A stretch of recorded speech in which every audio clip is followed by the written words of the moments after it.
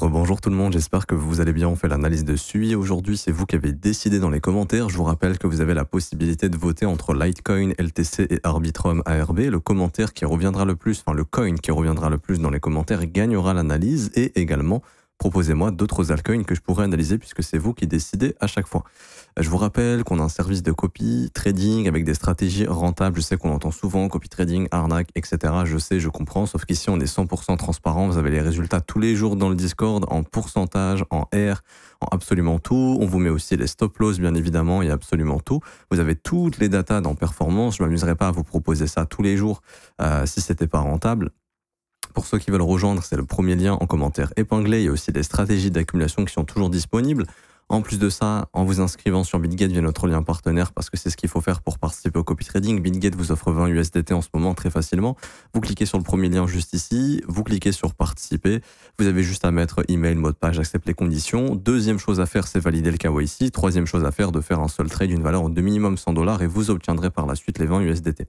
Pour ceux qui veulent rejoindre le copy trading, c'est le deuxième lien ici, rejoindre copy trading. Vous mettez votre prénom, email, identifiant BitGet, c'est composé uniquement de chiffres. Et vous cliquez sur rejoindre et ensuite ça va créer votre accès à la plateforme de copy trading. Vous cliquez sur ce troisième lien, configurer le copy trading. Vous avez 4 vidéos à regarder. La première, deuxième, troisième, quatrième, ce sont des tutoriels qui vous montrent où cliquer et comment configurer les stratégies du copy trading sur votre compte. Vous conservez 100% des gains, c'est 100% gratuit, c'est 100% sécurisé parce que vos fonds restent sur BitGet, vos fonds ne viennent pas sur la plateforme et en plus de ça, on n'a pas accès à vos fonds, on peut pas toucher vos fonds, on peut pas les déplacer, les retirer, on peut absolument rien faire. Il y a juste des ordres qui peuvent s'exécuter sur votre compte, c'est 100% automatisé. Une fois que vous avez coché les stratégies, vous n'avez plus rien à faire, tout s'exécute en temps réel. Là où, par exemple, ceux qui proposent des services de copy trading, vous avez à copier les ordres, machin, vous rentrez plus tard, les mecs vous mettent des stop loss bidons, des TP bidons, et c'est pour ça que c'est pas rentable. Alors que là, c'est instantané. Dès qu'il y a un ordre qui est envoyé sur un de nos comptes, ça se met sur votre compte en moins d'une seconde derrière. Et ça, c'est important de le comprendre, c'est ce qui fait justement la force de notre outil. Parce qu'en fait, on peut vous proposer du copy trading via des algorithmes qui sont super performants. Alors, pour revenir ici sur SUI, SUI est un Layer 1. Quand on va regarder un petit peu au niveau des Layer 1 actuellement, on voit que SUI est actuellement pas le premier. Bien sûr, est-ce qu'un jour SUI sera premier? Je pense pas que ça passera devant Ethereum ou Solana.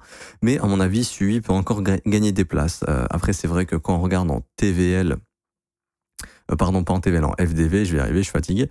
C'est-à-dire toute la valeur diluée, enfin toute la valeur comment dirais-je, la capitalisation globale, si on avait unlock, si on avait débloqué tous les tokens, on serait à 46 milliards, voire 47 milliards de market cap. Donc ici, c'est évaluation après dilution. C'est ça, ici, la FDV.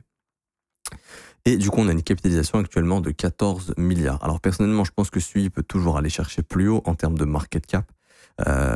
Sans trop de problèmes en termes de Layer 1. Pourquoi je pense ça? Parce que c'est un Layer 1 qui se développe énormément. Il y a énormément la TVL ici, la Total Value Locked, explose en fait sur SUI. Alors d'une part parce que le token a pris en valeur, mais parce qu'il y a de plus en plus de gens justement qui vont utiliser cette blockchain juste ici. Et ça, c'est positif. Contrairement à d'autres, alors je sais pas, j'ai rien contre Cardano, j'ai pas regardé, mais je crois que Cardano, sa TVL, il y a eu un rebond récemment ici, parce que c'est corrélé à son prix.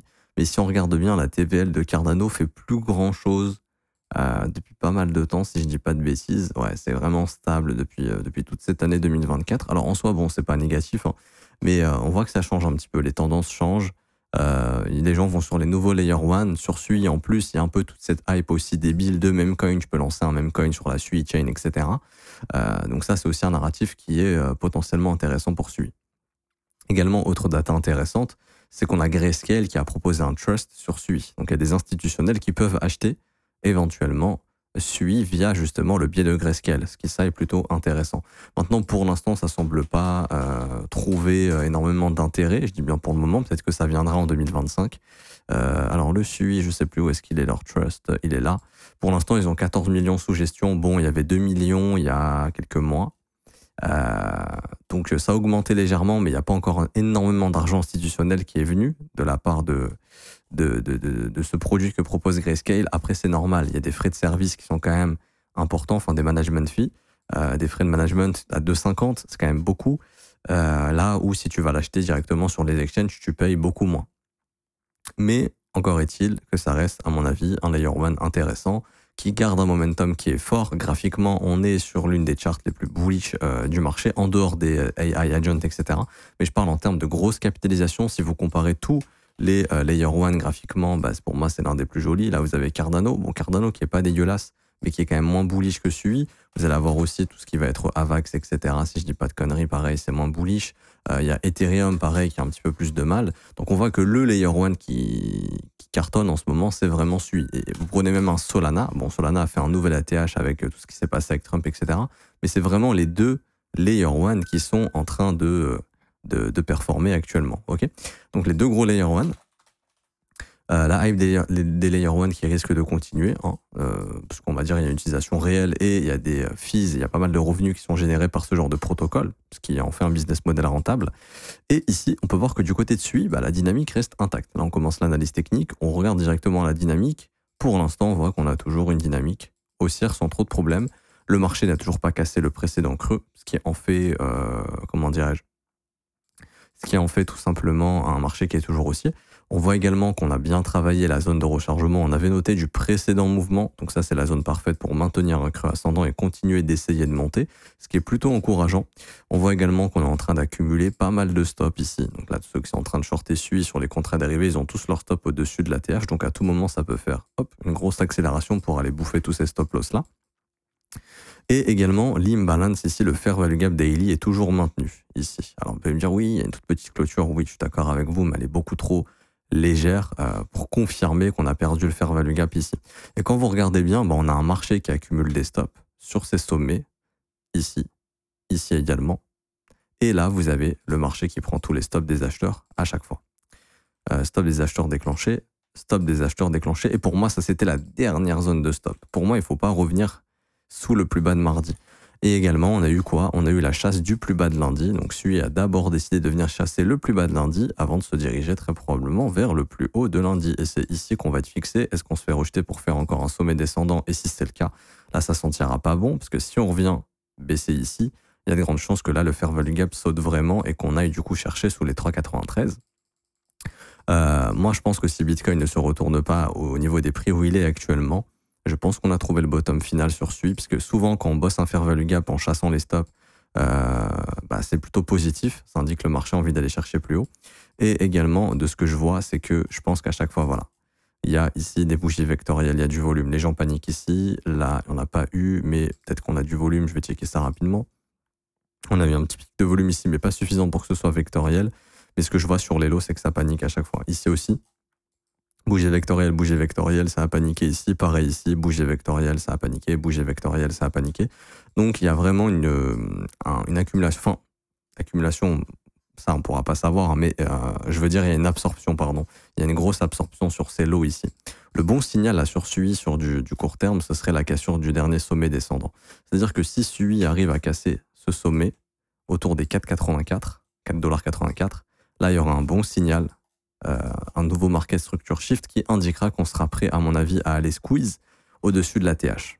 Aller déclencher les stops au-dessus des 5,37$, ce qui permettrait à SUI, pourquoi pas, de continuer son push et les futurs objectifs pour SUI en cas de reprise haussière. C'est assez rapidement les extensions 161,8-200%, donc aller chercher les 6,07$, voire les 6,52$. On voit ici qu'on est dans une sorte de canal, on progresse tranquillement dedans. Juste là.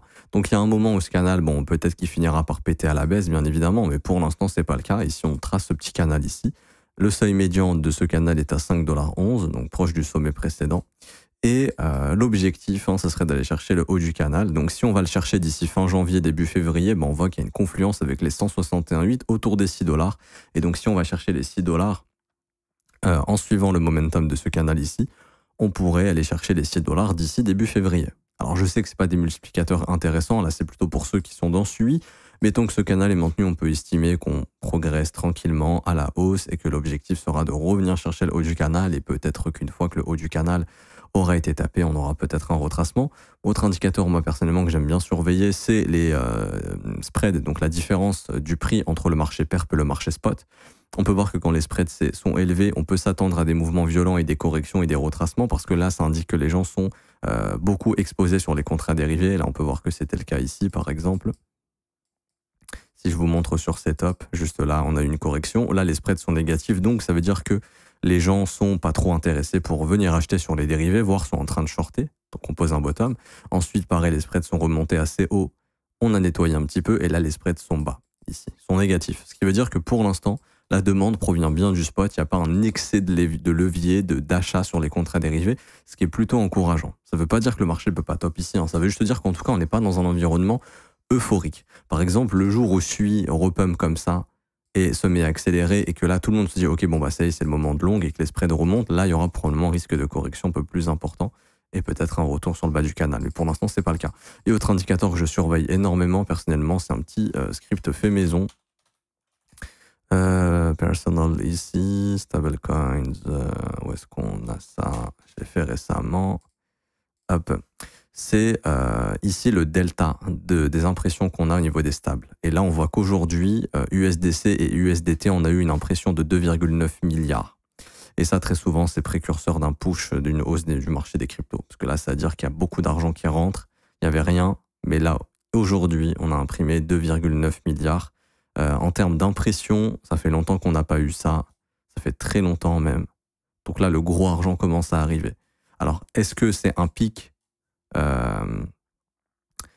dans le sens où bah là c'est les derniers acheteurs qui se font piéger, ça peut arriver bien évidemment, mais souvent ça c'est de l'argent institutionnel. Donc là en fait si vous regardez USDT plus USDC, vous allez voir qu'on a eu une impression qui est importante. Ici voilà, là, voyez, là il y a un gap. On a eu ici une impression 146 milliards 400 millions, 189 milliards 385 millions. Alors je sais pas ça vient de qui, est-ce que ça vient de Tether, est-ce que ça vient du USDC 137,4, ça c'était 18, ok, ça vient du USDC. Là, ça vient du USDC. Ouais. 48 milliards, 50 milliards 900 millions. Il y a eu un gros achat du USDC. Alors, je soupçonne Saylor d'acheter ses bitcoins en USD et en USDC. Je pense pas qu'il passe en USDT. Du coup, c'est peut-être Michael Saylor ici qui va racheter du bitcoin. Et du coup, ça vient de lui, cette impression.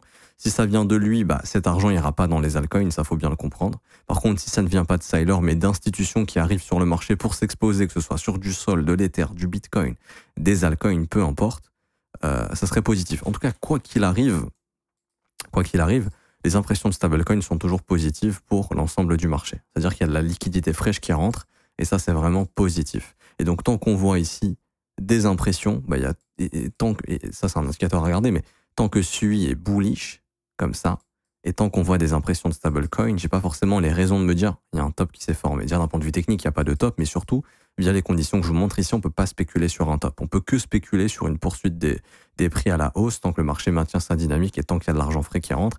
Et là, je vous dis, ça fait longtemps que j'ai pas vu ça. Alors malheureusement, sur SUI, j'ai pas l'historique. Ici, hop, là, on va regarder.